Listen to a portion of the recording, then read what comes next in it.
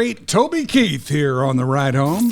The Nitty Gritty from Music City. 103.9 The Maverick. And speaking of old Toby, the National Medal of Honor Museum officially opened its doors Tuesday, and they found a very special way to include country music's ultimate patriot, Toby. Now, although Toby passed last year, the legacy of his love and respect for the military lives on, and because of this, the National Medal of Honor Museum used a single, separate, unique version of American Soldier during an incredible drone and fireworks display. I found it on YouTube. You can check it out. It's pretty touching. But, Toby never wore the uniform. God, she was a great supporter of men and women overseas, played multiple USO tours, traveling all over the world many times to perform or the deployed. So if you're ever down in Arlington, Texas, you might want to check it out. Tip of the cap to old TK at the National Medal of Honor Museum. Don't know if you realized it yet, but the CMA Music Festival, what us old farts used to call fanfare back in the day, has released its lineup, and there's a lot of classic country in the lineup. They know what you really like. The record labels want to shove new artists down our throat, but the guys that sell the tickets, Brooks and Dunn, Luke Bryan, Rascal Flatts, Blake Shelton, Keith Urban, they're all performing. And then they've got a second stage at Ascend Park at the Bridgestone Arena, their version of Nationwide Arena at the Plaza area, a place called Walk of Fame Park, and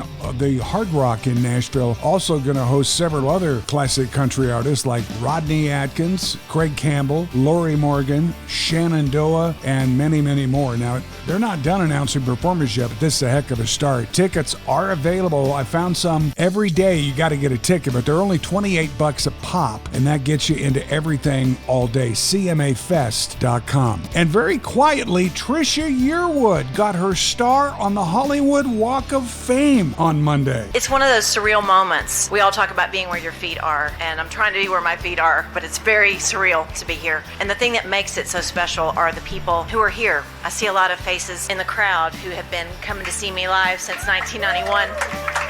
And I love you, and you know that, because this is all I ever wanted to do was to sing. And of course, Garth stood by her side, but along with Trisha, her longtime bestie, Reba McEntire, and she's kind of been a protege of Trisha, Carly Pearce was also on hand. And that Walk of Fame star, by the way, is the 2,805th in front of Trisha's old record label, Capitol Records.